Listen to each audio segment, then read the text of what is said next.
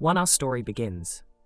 At the prestigious Rigarden Magical Academy, in a clean and large hallway, a boy stares at other students marveling over a recently performed spell. Of course, an institution like this values one thing over all else, and that's talent. So what of those who don't have the aptitude for greatness? In a checkered hallway, a boy walks through the doors of his destiny, asking if someone born talentless can ever advance at this school. In the 7th floor of a dungeon, a bow with a school uniform swerves through the air, dodge projectiles form a monster. The boy has dark green hair, a western-looking sword and goggles. He rushes the beast, sliding across the ground underneath its belly, by the time the creature turns its head. The boy has already made a clean strike to cut it into two. As it has already been slain, the boy pants heavily, as this was not an easy task for him. But he has no time to rest as a pack of 3 horned wolves stare at him ready to pounce. The boy is motivated to prove himself, assured that even if he has no talent for magic, his effort will overcome his weakness. A long white pillar signifies the middle point of Urbis Rigarden, this being the capital of magic in the country. The class bell rings as another normal day of studies commences. An instructor begins his lessons explaining the basics of channeling magic into tools like the Balka ore and Agni dust. The main professor, Edward Serfants, calls out for a student.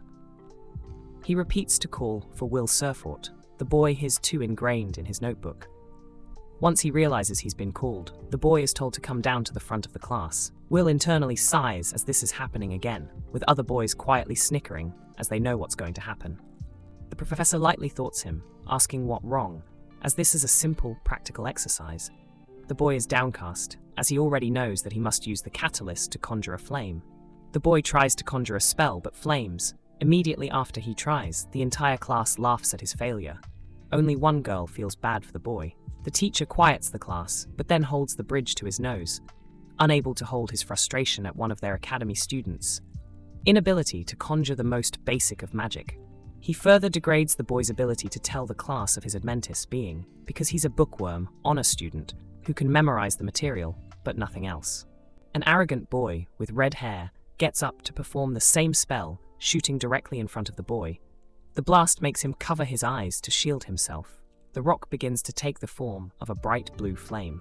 Of course, the teacher isn't impressed by the boy's actions and tells him to refrain from demonstrating his magic without permission, addressing the student as Scion Ulster, another 6 years in Will's class. He apologizes for his actions, but everyone knows he doesn't mean it. The instructor waves his arms and allows magic to flow through his wand. The room darkens with 2 layered circle forms. A purple lightning crackles down on the flame, but it changes into purple crystals that quell the flames. Edward did this to demonstrate the lesson that in their world, the only thing that matters is absolute supremacy of magic. Edward yells with passion that those with magic are heroes. He continues his tirade that those who can only write notes but not perform magic have no place being here, as not talented people are unfit to stand in the halls that birth and give rise to sages, much to the wide-eyed shock and horror of Will. Now looking at the boy, when he says this, he says that fools who dream above their station should withdraw from classes and leave immediately. The bell rings, and exhausted Will sighs heavily as he thinks his hazing is over, but he hears the voice of Sion taunting him. Sion, with his hands in his pockets, gives the boy a smug look. Standing next to him, his cronies also look down on Will. The shorter beige color boy is Lyril Marzer, and the taller, bulkier boy is Gordon Barrett. Sion walks over to him to confirm that Will has been going out again into the dungeon to defeat weak-level monsters to earn school credit. A girl takes a wide stance and yells out to the boys to cut out all their taunting. The now identified Colette is told that as a real honor student, she has no reason to support a failure like Will. Colette doesn't allow the boy to continue having heard enough of it. She marches right into the boy's face, giving him a cold splash of reality, as she says that Will is a far kinder boy than him and he works harder than anyone here. So she can't allow him to make fun of her friend. This shocks Sion back, as well as Will. Sion seems to have a small crush on the girl. Once he's gained back his confidence, Sion puts his hand on Will's shoulder to further tell him that his dream of becoming a Magyavanda is simply an impossible dream. No matter how nice of a person he is, magic is what matters. Walking away, he reminds the boy of what their own professor said to them today. That a no-talent loser has no place being here, and any more time spent here will be a waste of everyone's time. So he should leave already. Colette gladly shoos the boys away with Kiki, giving them a stink eye. Colette, Will, and his familiar Kiki walk down the halls. Colette doesn't know what's wrong with their professor. Colette tries to cheer her friend up about being humiliated in front of everyone. The glasses-wearing teen tells her that it's all right, as what he said about not having magic being true. He smiles it off, telling the girl that unlike other boys here, he has a beautiful girl worried about him. So he's lucky. His words make the girl gasp in happiness, stutters out a response. She wants to know where this is coming from. Colette rapidly tells him that flattery will get him nowhere. Now she pointedly wants to know if the boy goes around saying this to anyone and everyone. The boy sweats as the girl continues her stuttering. When she stops, Will apologizes, as he was taught as a child to respect girls and to compliment them. But aesthetically, the girl is cute, so he wasn't lying technically. Hear her being called cute again. She blushes like a tomato as Colette has to smack him away. Or else, she'd lose her heart. Taking deep breaths, she reminds herself of who she is, as well as being a daughter of a noble house. As she gains her composure back, she notices Will staring wistfully at the sky. Will simply says that the academy is truly a beautiful place, as always today. Colette agrees, as she says the most powerful wizards, being the Magiavanda, continue to uphold the sky. Once upon a time, the people lived in fear of the celestial host.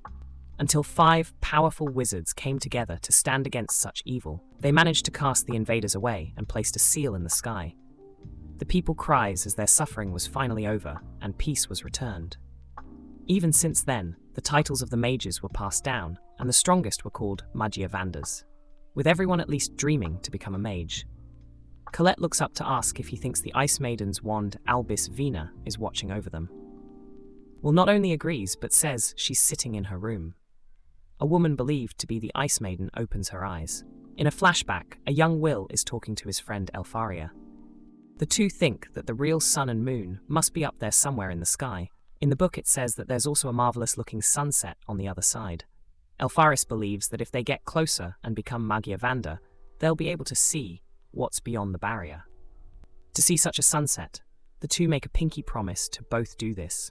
Will believed it to a silly promise made between children, but his friend Elfaria was the real deal. She became the youngest ever to earn the title of Magiavanda, a Grand Mage, making her way to live in the tower while he was born talentless, so he's even less than mediocre.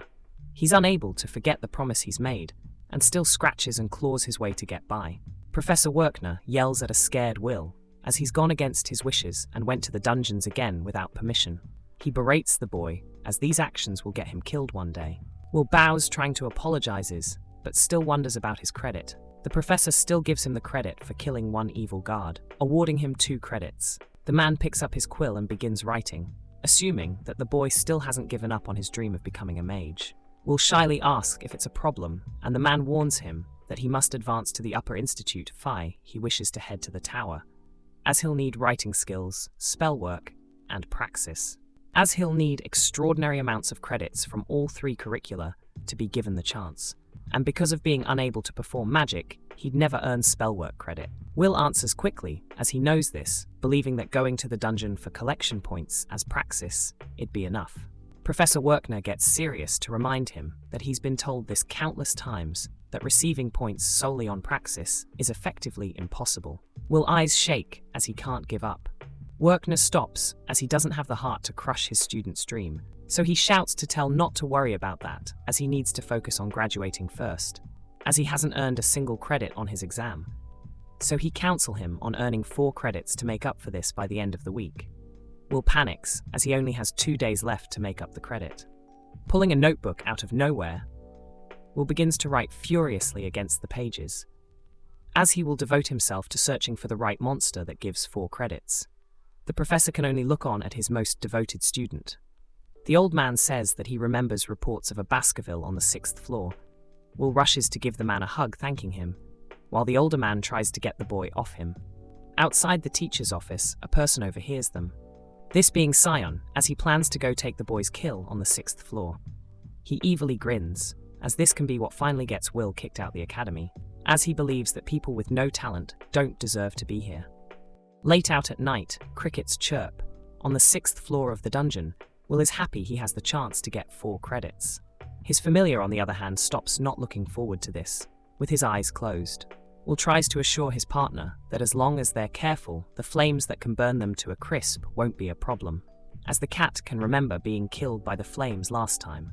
Meanwhile, Sion and his group of lackeys make their ways throughout the cavern with their gear. Sion plans on getting rid of the monster, then dealing with that laggard Will. Lyril stops to ask if coming here is safe, as it is the 6th level of the dungeon. Sion looks bad, glaring at him, asking if he'd like to repeat himself, as he must have forgotten who he is. Gordon tries to come to Lyril's defense, as he's sorry, and knows he's from an elite family, so they'll be fine, showing the two are servants and nothing more. Sion is lost in thought about the Academy's failure to allow Will entrance. As he's about to call out an order, a fist blasts through the air, hitting its target. The second boy who came to the defense about the cave's safety is now nothing more than a stain on the walls. Lyril screams at the monster he's now faced with. Will hears the scream and is now on alert.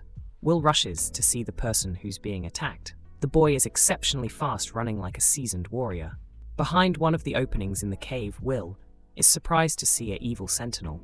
As the boy from earlier is dead and only Sion is left, as the boy is cowering, unlike in class, where the boy was full of confidence for his flames. They're now nothing more than a small ember.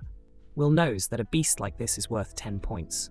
The boy knows that this isn't its natural habitat, as that's deeper down. The boy screams for the monster to stay back, blasting a fireball into its face. Will knows that his attack has no effect on the monster, as it's on a whole different level. The Sentinel charges forwards, ready to strike the bow with its blade. Sion has no chance of surviving the monster. As he watches the boy an inch away from dying, he deems that he has to help him, but stops as he questions if he has any obligation to save him. Will closes his eyes, remembering the harsh treatment he's received at the hands of this boy. But he's reminded of an ice crystal coming from none other than Alaria. The girl was the same as Colette, as she believed that he was the kindest person she knew, giving him his goggles. He looks at them and decides to put them on. He tells the girl she's wrong, as all he wants to do is be by her side, as he wants to be worthy of her, and not some regular pathetic loser. As the monster is about to kill his classmate in a burst of speed, Will manages to block the swing. This clash creates a shockwave that forms ripples across the ground.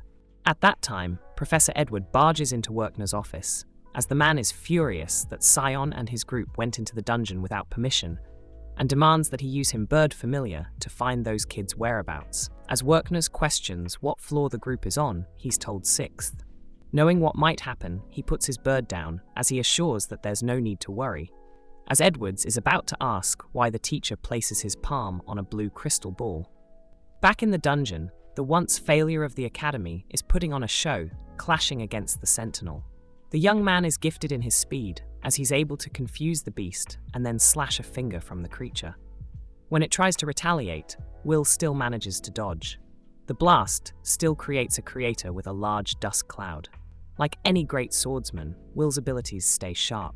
The once bully is unable to believe what he sees, as the once failure is fighting a Sentinel and winning. The cat familiar does its job to broadcast the fight in front of Professor Edwards, who's unable to, believes that's the same Will. Werkner explains that Will has superhuman strength with the physique of a robust dwarf. In battle, the boy is a genius, as he only needs to see his opponent once, before his brain has already worked out a counter-strategy. Will is able to twist his body in mid-air and narrowly dodge its swing. Next, cutting off the arm of the beast. He's able to even hold the weapon of the giant Sentinel, gripping the blade. The final clash is upon them. As a desperate attempt to live, the creature blasts a purple energy beam at Will, but the boy withstands it, cutting through it to slice the evil Sentinel in half. In a burst of power, Will walks to give his classmate a hand. Edward storms out of the office, as he can't stand having his core beliefs being proven wrong. The next day, Will is met with his sensei's glare, but is still granted 10 points. From her town, Alaria looks down at her friend. 5 years prior, Will in his sophomore year has the look like someone killed his familiar, as he looks as dead as a zombie, walking down the halls lost. This is back when he's 10 years old. A large group of classmates laugh and mock the boy for not having any magic, as a majority of them has never seen a person born with no magic. As he moves, they'd ask questions on how did he even get into the academy. A rumor is told on how he was nothing more than the bait used to lure in the prodigy, now crowned Lady Alaria, as the 10-year-old girl achieved the impossible by ascending the tower, and then became a Magyavanda. With the girl now gone, Will no longer has that layer of protection from the mobs and instructors. So they would now like to dispose of the trash. This being Will, the people appear faceless to Will and soon move like ghost fading away in the distance. A pot with sterling water is used to fade us into the image of a large palace-sized room. On the green squared carpet, we see Will and Werkner waiting for the instructions of the headmaster. The water is from the giant magic cauldron behind the older woman, with thousands of books we believe to be about magic make the background behind her. She squints her constantly closed eyes as if she's ready to inspect him. She moves her wand graciously, as if she's moving her hand, and lets a small dagger levitate towards the boy. Will is confused and grips it in his hand. Smiling, the old woman lifts her finger and prepares a spell. It was fast, some would say instantly. Will reacts on instinct and pushes his slower Senesi out the way as he senses danger. Sure enough, the headmaster surrounds Will with fireball spells. One by one, Will slashes at the flame spells until each one of them has been neutralized. His movements were quick, with no hesitation, showing he's no rookie or amateur. Professor Werkner is shocked, as he would have never suspected such a timid boy to be a warrior. The headmaster laughs, as it seems her theory on the boy was correct. She agrees to Werkner's request on Will, and decides to allow him to continue and attend the academy. It was brief, but a sparkle of hope creeps into his eyes. Werkner is unsure if the woman is serious, as the boy still can't use magic, but she waves it off, as she finds the prospect of a sword wanting to wand amusing. Will shyly ask if he can truly have a chance to achieve his goal. Asking if he does become strong, will he be given a chance to become a Magyavanda, and to see the girl he loves Elfie again? The woman plainly tells him that she's not running some charity, but if the boy is unwavering in his studies and stands firm on his dream, then no matter how impossible it might seem, he will have a fair chance. When the two leave, the headmaster has some thoughts on her own. Putting the blade back in the covert, she wonders how this all will turn out. Back in the present, Professor Werkner is giving a supplementary lesson with failing students. This lesson is on the basis of the requirements for ascending the tower, with, of course, our lovable failure is in attendance of such a lesson. To ascend the tower, this normally means a person going to their college, that being the upper institute. But to become one of the Magyavanda, who reign from the topmost floor of Mercedes Cowlis, you must be recognized by the highest center of learning, being the upper institute. Werkner explains that there are two principles of thought of achievement. The first is to simply create a new type of magic being, of course the highest level of difficulty. The second, and the one most general work towards, is the credit system of the academy, as you would need to earn 7,200 credits, since the first principle is so difficult. Above, seemingly watching from her chambers, is Lady Elfaria, the secluded ice princess. But he stops to yell at the young mages, as they are closer to being kicked out of school than let alone being recognized as a renowned mage. Hearing this makes all the students silently cry over the bluntness of his words. Outside, Colette waits for her favorite classmate. The two soon talk about the recent lesson with the professor. They agree that Werkner truly is a different type of teacher, as most professors in the academy wouldn't give their students a second thought when it comes to tutoring them. Colette brings up their shared professor in Edward, as that man wouldn't bother with giving extra classes with people who need them. Kiki stops at the corner as it heard some shouting. The two also stop to look to see what's going on. There, they see one of their classmates, that being Leral, animatedly telling a crowd on how Scion saved them from a Sentinel in the dungeon. The other boys silently watch him, as a sitting Scion isn't happy. Hearing this, the crowd starts to believe the boy's words, as they have a better outlook on Scion, thinking that giving his increased power, he is sure to replace one of the top 3 students soon, giving him the title of Lord Scion. In his head, Scion can only think about how wrong these people are.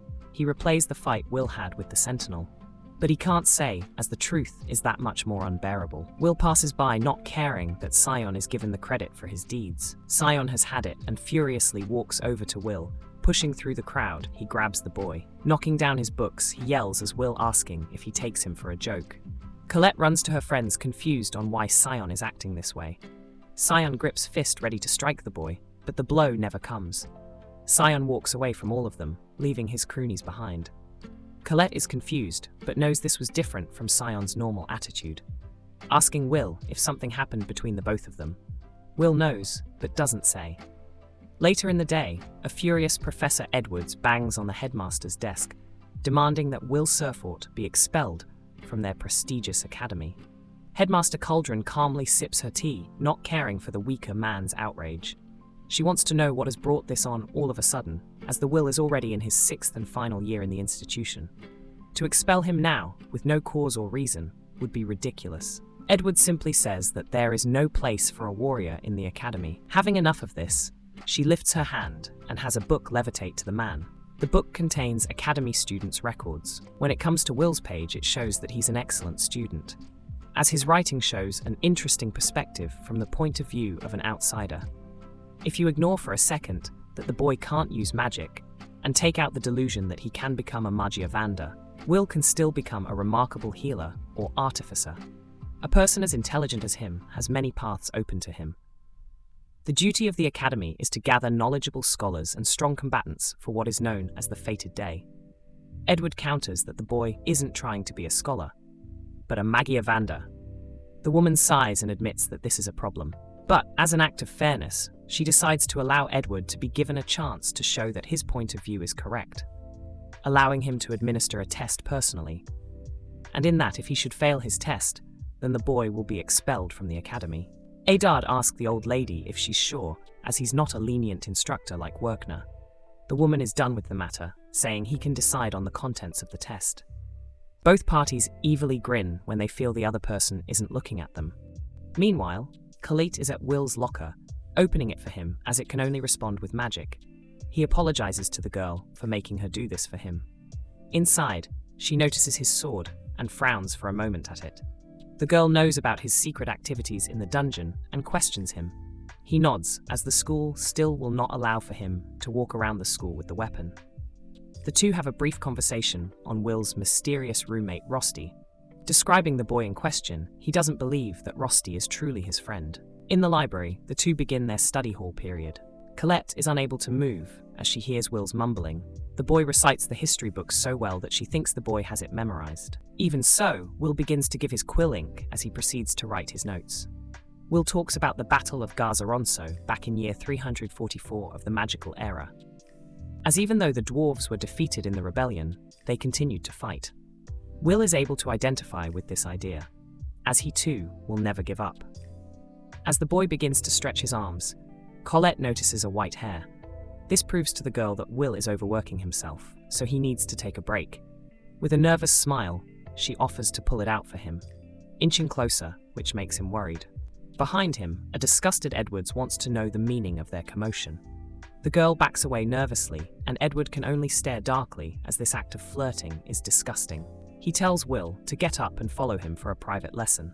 Inside a large courtyard that is used to host large lessons or events, the two can be seen walking. Today, Edward smiles, as he will be the one to ascertain his worth. He blasts a wave of magical purple lightning at the boy to show how serious he is. He declares that the boy will be given an assignment from him. His only goal is to land a single blow on him. Should he do so, he will be rewarded with 5 Spellworks credits. Refusing is not an option. As should he fail, the boy will be immediately expelled from the academy. As he begins to flare his magic field to life, Edward says that those with no talent should not be even permitted to look upon a Magia Vanda. A large explosive circle is under Will, thus beginning their battle. An unassuming Werkner walks into the headmaster's office, as he has no idea why she summoned him. The headmaster believes that the professor has the right to see this, and she performs the spell, Claire Mulder. From her cold rain of water, a projector-like image shows the battle between Professor Edward and Will. Seeing this, Werkner is a bit angry from this, as such a contest is not even fair to Will. The headmaster has allowed Werkner to be lenient towards Will's case given the boy doesn't have magic, and as such, she has to be fair to a man like Edwards when he brings in his complaints. As such, the two will duel in Edward's test, and she forbidden the man on interfering in any way. As though we recognize something in Will, we must be equally fair when someone brings up valid concerns. Edwards, as a restriction, is only allowed to use 2 spells, one that allows him to attack, and another one to shield him and keep him stationary. She wants to know if Will truly has potential to become a Magia Vanda, and who best to test him than a man who was the closest to become one. As the professor is known by another name, Dark Viper Mage, Will swiftly runs away to only come back in for a kick, hoping to land the attack on his blind spot. He calls the boy hopeless and backs him, then lights an explosive at point-blank range. The attack shatters his glasses and has him going in and out of focus. Looking up, he sees that the man has summoned multiple magic circles of Dax Darbicans. The attack is an utter disaster as it sends him flying away and tumbling. The sounds of his attacks landing sounds like a harmonist melody to Edwards as he begins to dance as if he was the conductor at the opera theatre. Will says how he cannot defeat an opponent who's a top-tier mage, wishing if he at least had his sword, then he'd be able to have a chance. Colette is locking his stuff away at the locker rooms. She hopes her friend is okay being alone with Professor Will for a private lesson. The girl begins to have impure thoughts when thinking the two males are engaging in bondage torture stuff. When she turns her head, she can see the bloody and barely limping form of Will's familiar Kiki. The cat is clawing its paws over Will's locker, trying to say she needs to get inside. Colette correctly assumes that if this cat is injured, then Will also might be in trouble. Back the battle. Will is on the verge of being unconscious. Edwards walks to him, saying that if he can't defeat someone like him, he has no chance of reaching the highest heights of magic. Edwards decides to ask him a question about the Battle of Garzaronso. He recalls that the foolish dwarves had a force of 10,000 to incite a rebellion. He asks Will how many mages were sent to defeat this army. Stomping on Will's head, he answers telling him one, as it only took one mage to defeat an army of 10,000. For all their technology, it was nothing in the face of magic. Telling him to give up. Will, having gained his courage, tries to push himself up, with it making an indent in the ground. Edwards is pushed off the boy, and he decides to ask him what is it that drives him. He yells out, wanting to know what noble reason lives in his heart. Will pulls out his goggles from his coat. Gripping it tightly, he yells that it's to be with the person he loves. This revelation of hearing the main character goal shocks a prude like Edward, leaving him speechless for a moment. Will makes it clear that he wants to be with Elfie. Edward takes another moment to remain silent, but finally he snaps as he begins to name-call the boy for his impure, immoral, and foul reasoning of wanting to get into Lady Elfie's pants. To think such impure thoughts is what drives him to reach the apex of magic. I know Edward has to feel stupid caring about testing this boy if all what drives him to work himself to the bone is lust. But soon, we see Colette holding his sword, rushing to throw it at him. Will thanks the girl and puts on his goggles as now the battle has begun. Will is able to swiftly run across the battlefield to dodge, block, and slice through his teacher's attacks.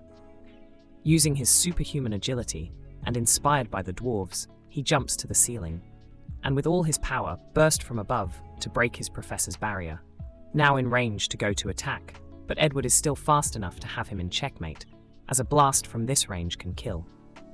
The duel seems to end in a draw, but a dribble of blood makes it to the cheeks of Edwards, signally that Will has indeed won. The headmaster is happy, as this is the conclusion that she was so interested in seeing, as he can manage to slash an attack capable of overcoming magic. 3. A 10-year-old Elfaria is preparing to give Will a tearful goodbye, as the two will likely never see each other again. She tells him that he's the nicest and bravest person she knows. As a final offering, she gives him a pair of goggles. Elfaria sadly walks away, as she assumes that Will won't make it to the tower, as it's not realistic. As the girl he loves walks further and further away, Will begins to grip the goggles tighter. He calls out to the girl, reassuring her that he will one day make it to the tower. Will is trying to reassure himself as much as Elfaria. Hearing his determination, she cries, but still turns around to say she'll be waiting for him. Professor Worker watched his favorite student crying. Will admits he's sobbing pathetically, but swears this will be the final time he cries. Elfaria looks out her window down at the slumland streets of the city. A paper boy is hard at work delivering the recent newspaper. An older dwarf man named Donnan, he greets the boy, admiring the boy's work ethic. Then to come to the tavern for his night shift. Will waves him off and continues his paper route while going up some stairs. Will trips and all of his newspapers leave his bag. Will is still able to catch all the newspapers in a matter of seconds. He's unable to catch the papers. Picking it up, he begins to read. A poorly made drawing of the Ice Princess Elfaria states that she's made another new original magic, with this making 12 in her short Magia Vanda career. The drawing morphed into lifelike portraits of the girl. Will smiles as his old friend is hard at work. The lifelike newspaper moves as it informs him that the Great Ice Princess has passed an order down for Academy mages. The order calls for students to go to the dungeon to fight Frostwalker. Will is eager to complete the task, as Elfaria is their direct client. In a wooden cabin, an enthusiastic Will runs to his roommate asking that he let him borrow his magic items. The boy, in a mischief tone, wants to know what's gotten his roommate rushing around. Will begins to take off his normal newspaper uniform and explains that Elfie sent down a request to go to the dungeon. His roommate, Rosti, is surprised that he doesn't have class. Will says that it was cancelled, allowing him to focus all his effort on this. The order is to collect Frostwalker in order to acquire Ice Cores. Elfaria needs a lot of magic catalysts for something. The best part is that all contributing students will be properly compensated. Walking over to Rosti, Will's eyes sparkle like diamonds as he begs his roommate to let him use the magic items. Rosti chuckles as Will is as straightforward as ever. On his desk are two distinct items. Rosti made improvements to the last versions he made. Rosti hands Will 3 artificer explosives, with Will extremely thankful. Turning to his breakfast, Rosti stuffs a piece of bread into Will's mouth so he could eat something before leaving. Will tells a story about the mother of magic education, this being Mage Queen Mercedes. She was known as one of the great pioneers. She asks that children of magic take their knowledge and wisdom to walk the path into the unknown and conquer it. The dungeons are the place where these students can use magic with no limits. On the 4th floor, Kiki and her human partner, Will, look around for a suitable target. On the battlefield, a Frostwalker is destroyed by a fire spell, zooming out of frame. Multiple groups of students were fighting Frostwalker. Will is ready to start, but is stopped to see Scion and his group take out another Frostwalker. As his lackeys compliment his skill for defeating the monster, Scion can't help but get angry, as these Frostwalkers are weaklings compared to the Sentinel. As Scion is having flashbacks to the Sentinel, Will is amazed as he notices that Scion seems to be out for blood. Will has had enough waiting and decides that this spot will leave nothing left for him to hunt. Will makes his way further down the dungeon and sees 3 penguin monsters roaring at a helpless underclassman. Will spins through the air, easily slicing through all 3 of the monstrous penguins. As blood splashes everywhere, the girl is stunned by his performance. Will sheathes his sword. He then turns to see if the girl is all right, giving her a bright smile. In her mind, she's still wondering about how this boy was able to defeat a monster with any magic. As Will walks towards her, she shyly bows, thanking her savior. The girl's name is Iris Churchill. Back at the academy, Werkner is giving a lecture. Her seatmate Rose Prenite gives her a mocking smile, as Colette looks like a young maiden in love, as she can't help but talk about Will daily. She jokes further as she does an impersonation of Colette's situation, as a mock play, saying how Will's childhood friend is going to steal him away from her. Colette gets embarrassed by what her friend is implying, getting up to yell at her. Werkner turns around asking what the girl is doing, as they're in the middle of class. Colette gets more embarrassed and quickly apologizes and sits back down. As Colette looks at a hologram of the Ice Maiden, she can't help but wonder if he's in the dungeon right now because of her. Back inside the 4th floor, Iris can't help but ask if Will is the famous upperclassman that is a book learner. You know, since he can't use magic, being a complete untalented specimen. Will can't help but sweat drop over the girl's blunt words. As they walk, he questions her underclassman status. Iris admits that she's only 14, so she's 2 years younger than him as a 4th-year student. Will is unsure, but still wants to know if Iris has any disdain towards him, since he can't use magic. Iris finds the question dumb, as of course, she wouldn't hate the guy that saved her life. Leaning in close, she tells him she has a deep respect for people who use their own gifts. Will sputters for a moment, but then asks her as to her reason for being down here. She tells him in an over-the-top excited tone that she came here because of the orders from a Magia Vanda. Will recalls how this is the dream for just about anyone who lives here. Iris feels like she needs to further explain her devotion to magic, as she recalls the time she met the Ice Queen. It was in a dungeon just like this one. The girl was younger and was cornered by hundreds of magical beasts, waiting for her death, but it never came, as in the next moment, Elphia came and rescued her. Picking her up, she tells Iris to be more careful. In her flashback, the girl looks like an enchanted figure from another world. It's clear from her tone and her story that the girl is inspired by Lady Elfaria. Will sees that she's now a fangirl, even though he does the same thing. Kiki is able to get Will attention, and the boy begins to refocus on their task. Meanwhile, Iris casts a search spell and is unable to detect anything. Will notices that the Frost Walkers left a bunch of ice fragments behind, meaning there's a more powerful one nearby. The two walk deeper in the cave. From above, the boss of this floor attacks them. Will notices this because of his spider sense and grabs Iris bridal style. This particular Frost Walker is worth 6 credits, as it's a specialty monster that can only be found here. The beast is known as a Frost Rex. It roars at them, signifying it's ready to attack. Frost Rex launches an ice cannon at the students that forms large ice crystals in its wake. Luckily, Will is able to swiftly dodge the projectile. Unconcerned, he puts the girl down and tells her to wait here. Iris is confused, then gets in his face to yell that physical attacks don't work on Frost Rex, as anything it touches will freeze, with long-range attacks being their only option. Putting on an attachment to his gloves, he tells her he'll be fine, as he's already defeated one before. The Frost Rex charges another beam at Will. As it does, the boy rushes at it, soon jumping high in the sky, but will be much too fast for it to lock onto his position. He manages to land behind it. Using his speed, he slides underneath it. The beast has no patience for Will's games, so it fires ice projectiles in random directions. Eventually, Will throws his grappling hook in the creature's blind spot. He has the rope go around its body. He begins to repeat the process over and over again. In his breathtaking, dazzling performance, he's able to completely bind the Frost Rex's body down. In rage, the creature roars out a final cry. The backlash from this is able to freeze parts of his body in place, but it's too late. Will ignites the rope. Like the stanchions to a firecracker, it lights up like a match, destroying the creature in a blaze of glory, with Will needing to thank Rusty later. Iris narrows her eyes, as she'll need to report this later.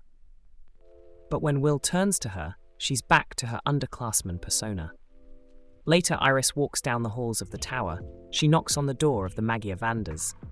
Inside, she bows on one knee to address her superiors, as she had the task of observing the underclassmen to see if there was anyone worth reporting about.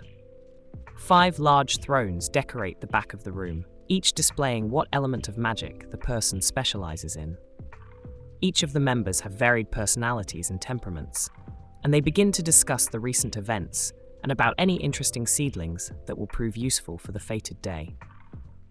Iris begins to report about the no-talent 6th year who can't use magic as her top target, as she recommends him for a position in the tower. The red mage thinks it's impossible. The green elf dismisses the girl, and the white hair man finds the challenge interesting. The 3 get into a quick argument, but see this as a waste of time. When they leave, Iris gets up, as she agrees with Lady Elfaria that the boy is interesting. The girl in question removes her mysterious persona to reveal she deeply misses her friend. Well, thank you all for watching, and make sure to like and subscribe to the channel, as I'll continue this series at a different time.